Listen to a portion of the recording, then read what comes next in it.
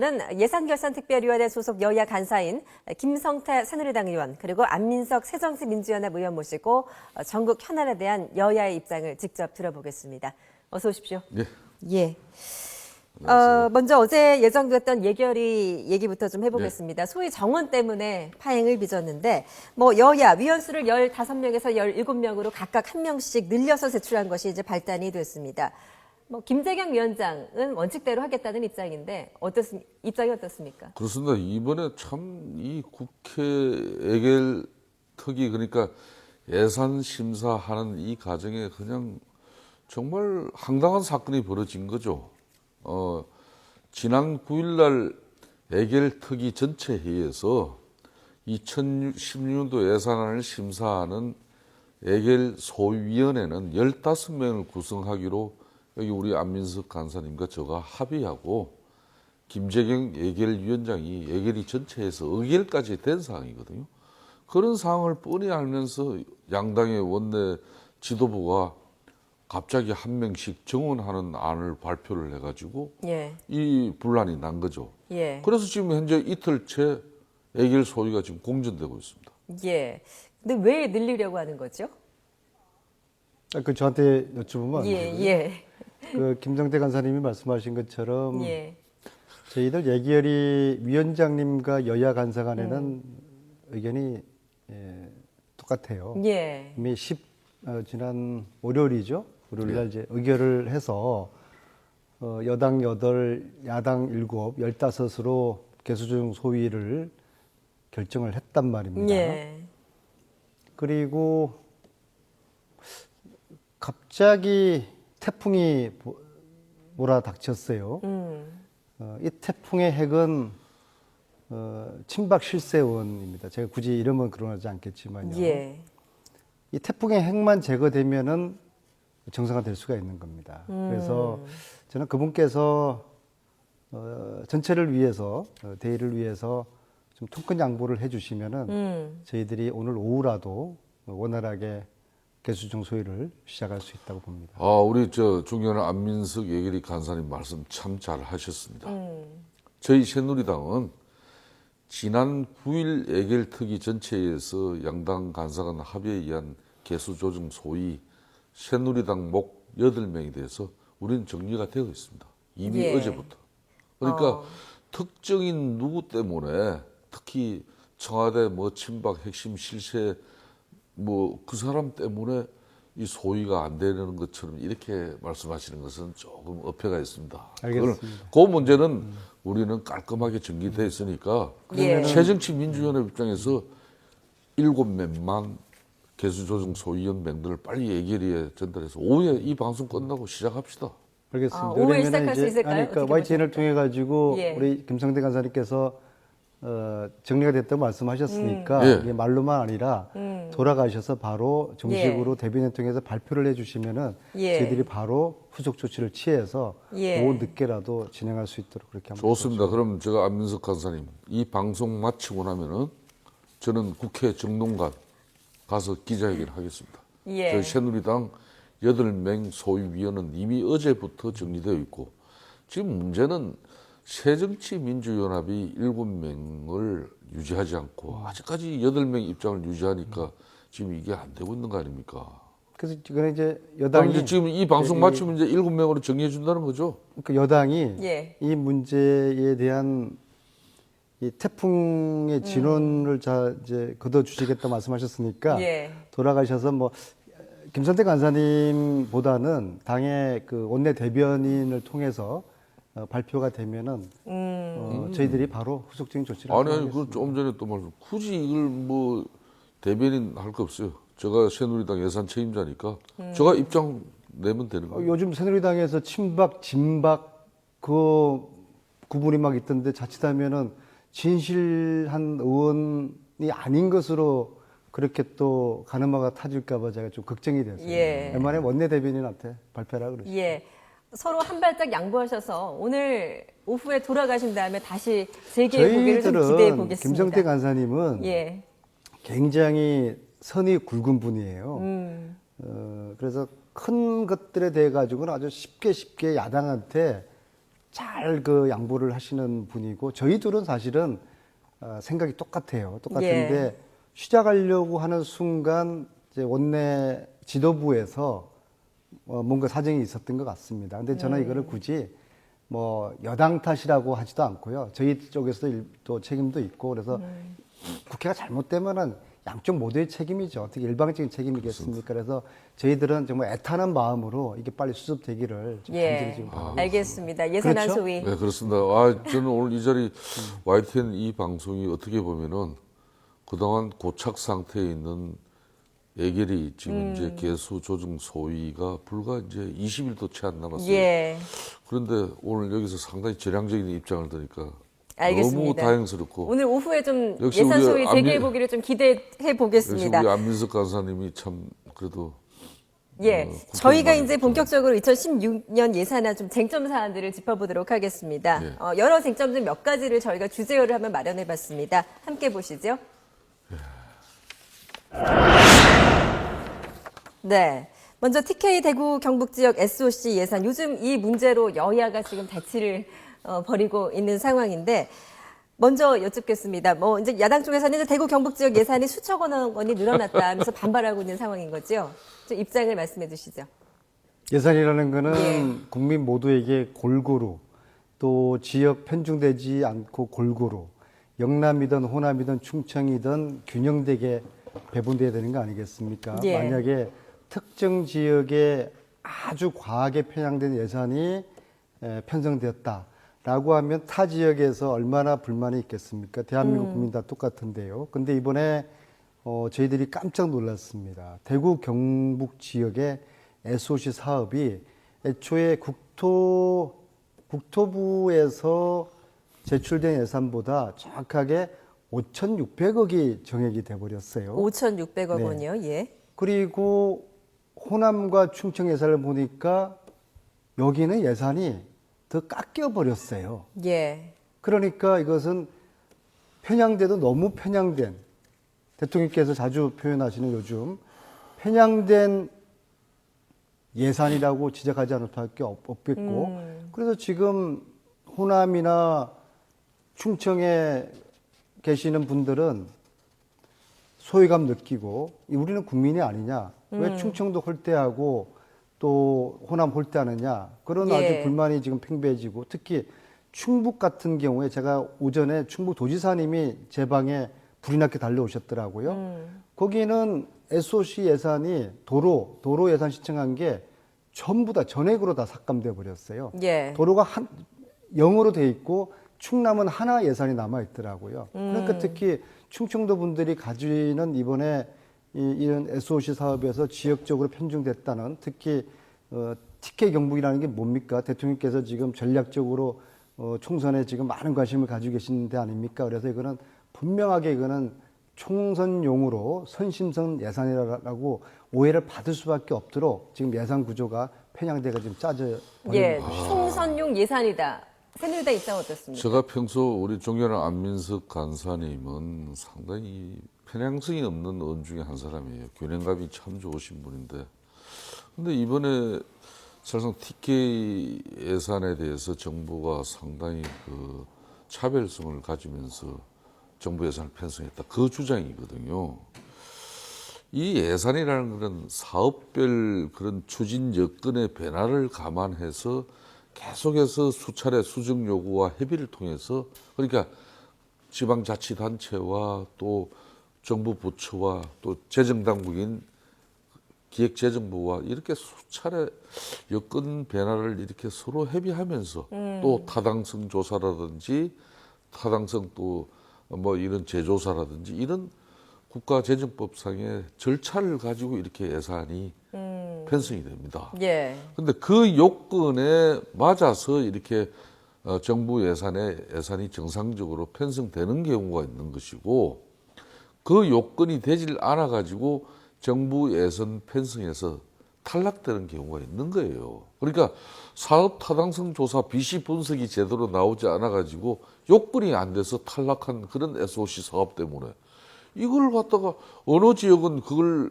그 정부가 국가재정법상 국가 예산을 투입할 수 있는 그런 요건을 갖춘 그런 사업들, 그거는 당연히 예산이 이제 반영되겠죠. 그런 분명히 차이가 있는데 마치 이걸 지역 차별을 정부가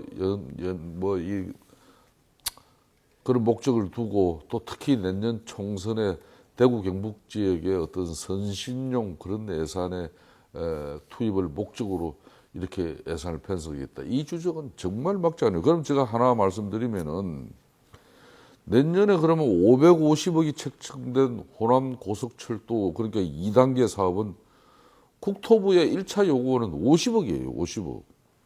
근데 550억을 올렸어요. 또 하나 이제 장항성 이 전북의 장항성 계능 사업 역시 정부안이 1,191억이에요. 그렇지만은 국토교통부의 1차 요구는 760억이에요. 그럼 얼마 늘었습니까? 이 두 개가. 분명히 이런 사실이 있는데도 불구하고 그냥 대구, 경북이 그런 사업 여건이나 사업의 타당성에서 다 적객 잘 들었는데 한 가지 제 질문에 답을 좀 해주셨으면 좋겠는데요. 예. 지금 김수희 의원님 말씀하신 거는 이제 개별 사업을 예를 드셨는데 전체적으로 왜 호남과 충청의 SOC 사업은 국토부 신청한 것보다 오히려 기재부에서 줄어들었는지 이 부분에 대한 설명을 정확하게 좀 해주셔야 될 것 같습니다. 그 부분에 대한 대답을 좀 하실 수 있으시겠습니까? 줄어든 부분요? 자, 재정당국인 기획재정부에서는 내년도 예산 편성을 하면서 많은 지방자치단체와 중앙정부가 협의해서 이렇게 협의 조정된 예산을 가지고 마지막으로 이제 재정당국인 기획재정부랑 예산 협의를 합니다. 그래서 이제 국가재정당국 입장에서는 각 부처가 지방자치단체와 협의한 그런 SOC 특히 사업 예산들을 다 반영해주면 좋은데 예. 국가재정이라는 게 한계가 분명히 있지 않습니까? 그러다 근데 왜 보니까 하필 TK 경북은 많이 늘어나고 다른 지역은 줄어들었는지 이게 이제 물론 이제 저희들이 예산 심의 예. 과정에서 지금 말씀하신 부분을 꼼꼼히 따져 보겠지만요. 이거는 국민들에게 충분하게 오해 소지가 살 수 있는 예산 편중이다. 좀 전에 그렇게 안민석 넘어가죠. 간사님 90년대 이후에 실질적인 SOC 예산 투입은 앞으로 이제 정부에서 자료 제출을 요구해서 한번 분석해 보십시오. 분명한 사실은 호남 지역에 대구 경북 지역보다 특히 경북 지역보다 훨씬 많은 사회간접 자본 예산이 투입됐다는 사실. 대구 경북 지역 SOC 예산 문제. 지역 감정을 조장하는 발언은 그때는 우리 제가 정부와는 안민석 간사님 이 같지 부분이 않아요. 굉장히 쟁점이 지금 여야가 굉장히 첨예하게 엇갈리는 건 아닌데요. 저희가 또 다음 주제를 한번 이야기를 나눠보도록 하겠습니다. 지금 이야기를 해도 끝이 날 것 같지가 않습니다. 다음 쟁점. 유치원이나 어린이집에 아이를 보내는 가정에서 좀 귀 기울이셔야 할 사안인데요. 주제어 보여주시죠.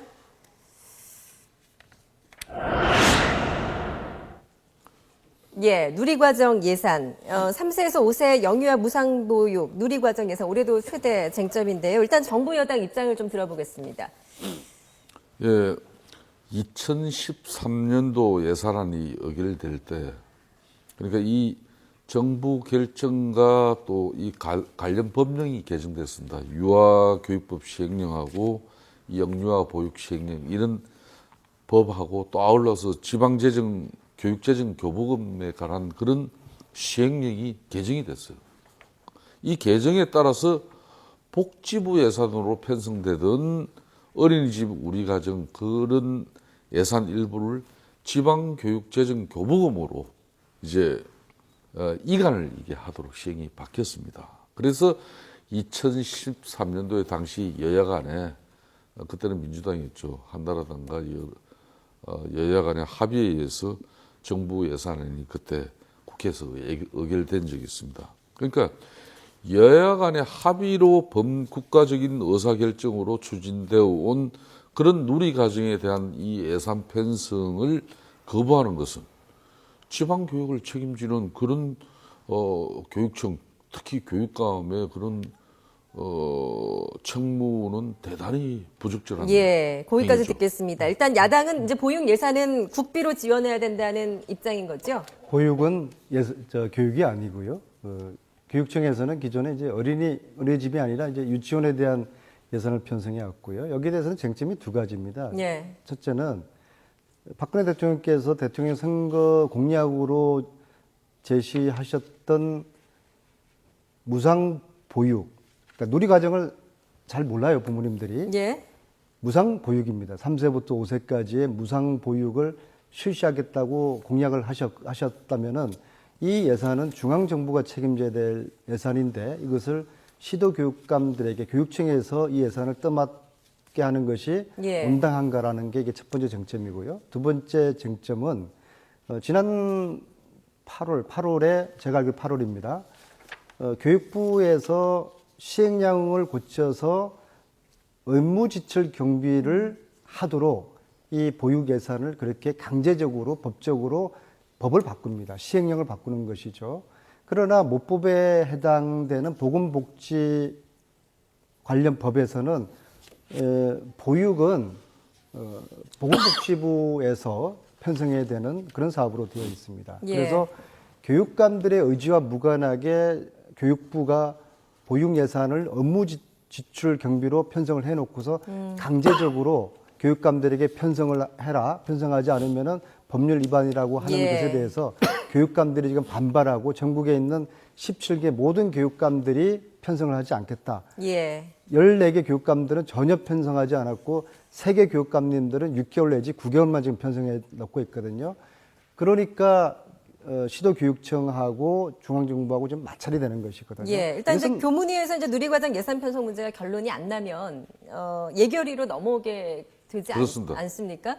어떻게 전망을 하십니까? 그러니까 지금 현재 지방교육재정교부금 그 법 1조에 따르면은 지자체가 교육기관 및 교육행정기관을 설치 경영함에 필요한 재원의 전부 또는 일부를 국가가 교부하는 그런 재원을 지방교육재정교부금이라는 겁니다. 그러니까 아까 우리 존경하는 안민석 간사님 말씀대로 누리과정은 유아교육법상의 교육과정과 또 영유아보육법상의 보육과정을 통합해서 이걸 통합했어요.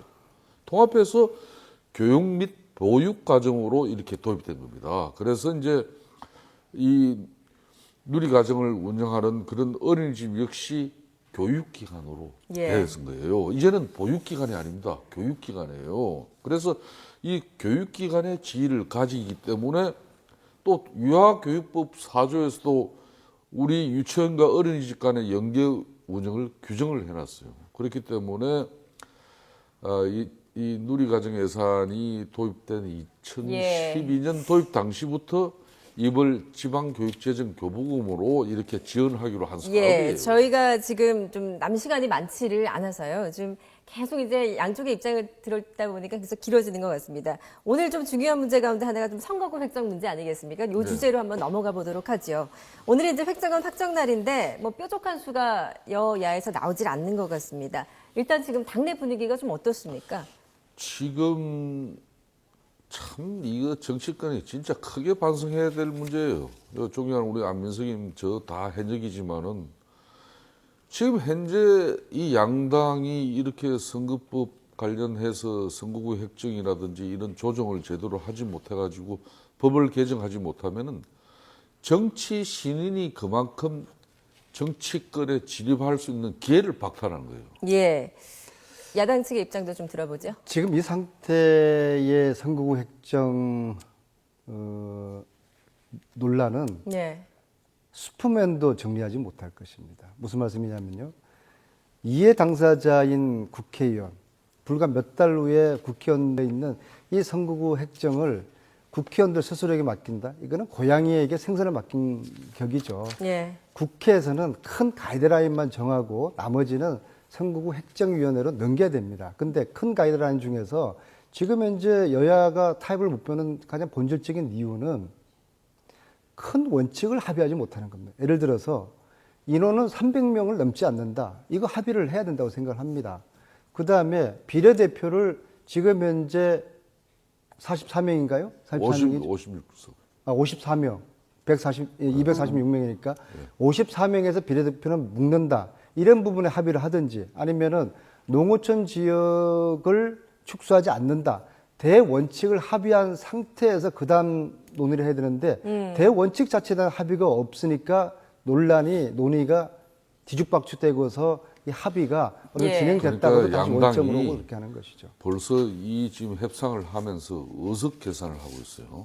그러니까 우리 국민들 정서상으로는 국민들 70%가 이번 선거구 획정에 있어가지고 비례대표를 좀 줄이고 농어촌 선거구를 이렇게 살려서 내년도 선거구가 확정되면은 합리적이다는 입장인데 이걸 새정치민주연합이 끝까지 수용하지 못해요. 예. 왜 야당에서는 이제 기존에- 권역별 비례대표제가 대안이라는 것 아니겠습니까? 그렇죠. 근데 그게 예. 여러 가지 쟁점이 있어요. 큰 쟁점이 있어가지고 크게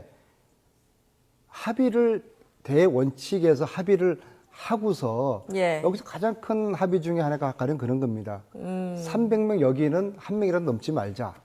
이걸 이렇게 합의를 하든지 아니면은 정수를 그러면은 필요한 만큼 어느 정도 좀 늘릴 수 있다. 이런 합의부터 해야지 그다음 논의가 진행되는데 이 큰 합의가 이루어지지 않으니까 자, 그 나머지 합의가 부분도 되지가 그런 않는 거예요. 것이죠. 저희 새누리당 같은 경우는 국회의원 정수 300명 유지하자는 겁니다. 지금 국회의원들이 국민들에게 뭐 잘한다고 말해 국회의원 수를 또 늘립니까? 그러니까 죽고 나서 하나 300명 범위 안에서 지역구와 비례대표를 조정해야 예, 되는 지금 문제죠. 큰 틀에서조차 지금 여야의 합의가 지금 안 여당은 이루어지고 있는 정도를 것 지키고 같은데. 잘 하고 있는데 야당 때문에 안 예. 된다는 건 안 되는 것이죠. 예, 이거는 일단- 이 사항은 여야 모두의 지금 자, 그 책임이 있는 우리 것으로 안민석 간사님, 봐야지 이게 안민석 풀리는 간사님, 것이죠. 어느 비례대표 한방에 위원 조금만 줄이면은 순식간에 이 문제는 해결할 수 있는 방안인데 왜 굳이 새정년에서 비례대표를 현재 의석수를 그렇게 유지하려고 하는 이유가 뭡니까? 그걸 예, 한번 지금 들어보세요. 이 자리에서조차 지금 여야 측의 권역별 비례대표를 반대하는 이유는 뭡니까? 권역별 비례대표는 지금 현재 비례대표를 줄이자는 원칙부터 합의하면은 그 문제는 접근이 돼요. 그런데 그걸 비례대표를 줄이는 자체를 반대하지 여기서도 않습니까? 이제 이야기가 예. 틀리지 않습니까? 이제 말씀하시죠. 중요한 것은 이게 어떤 제도든지 절대적인 가치, 절대적으로 옳은 게 뭐가 있겠어요, 그죠? 서로 이야기를 경쟁을 하고 내 탓, 너 탓 하지 말고 어느 정도 합의점을 찾아 생각을 해야 돼요. 그런 게 정치 아니겠습니까? 그래서 그런데 안민석 간사님 어느 순간부터 여당은 대통령께서도 마찬가지고 뭐가 안 되면은 전부 다 야당 탓으로 돌리는 이 고약한 버릇이 있습니다. 고약을 그러지 알겠습니다. 않았으면 지금 여야, 요거부터 하죠. 그러면은 지금 많은 정치 신인들이 선거구가 획정되지 못해서 뛰지를 못해요. 예? 예비 후보자 등록도 못하고 뛰지를 못해요. 그런 가운데 국회의원들은 현역들은 지역구를 가진 의원들은 지역구 의정보고라는 핑계하에 살상 사전선거운동 하고 있고. 예, 저희가 좀 시간 여기서 이제 관계상 핵심 마지막 질문만 좀 여쭤보겠습니다. 비례대표- 지금 말씀하시는데 예. 이제 공직선거법을 공개적으로 이제 시한을 넘기게 되면 위반하는 것 아니겠습니까? 그럴 만큼 비판 여론도 큰데요. 여야 앞으로 어떻게 하실 건지 좀 짤막하게 저는 듣도록 하죠. 지금 여야가 지금 이 시간 이후부터 양당 대표가 합의해서라도 현역 지역구는 지역구 흔히 말하는 위원장, 당협위원장이라고 새정치든 지역위원장이라는 직책부터 내려놓고 그리고 똑같은 정치 신인들하고 내년 총선에 뛸 수 있는 그런 마음가짐을 가져야 돼요. 어제 이제 정계 특위 활동 시간이 이제 한 달에 연기됨으로써 이제 12월 15일까지 할 수가 있거든요. 그래도 이제 한 달이라는 시간을 벌었으니까 우선적으로 첫째 여야가 대원칙에 대해서 합의를 하고 그 다음에 세세한 부분은 선거구 획정위원회에 넘긴다는 이러한 태도 그리고 이 문제는 김성태 간사님이 말씀하셨던 것처럼 현역 의원들의 기득권 지키기는 결코 안 된다. 기득권부터 내려놓겠다는 그러한 과감한 그런 자세가 필요하다. 예, 서로 기득권을 좀 내려놓겠다. 과감한 자세가 필요하다까지 말씀을 드렸습니다. 오늘 저희가 시간 관계상 여기서 좀 마쳐야 될 것 같습니다. 지금까지 예산결산특별위원회 소속 여야 간사인 김성태 새누리당 의원 그리고 안민석 새정치민주연합 의원과 함께 말씀 나눠봤습니다. 잘 들었습니다. 네, 감사합니다. 감사합니다.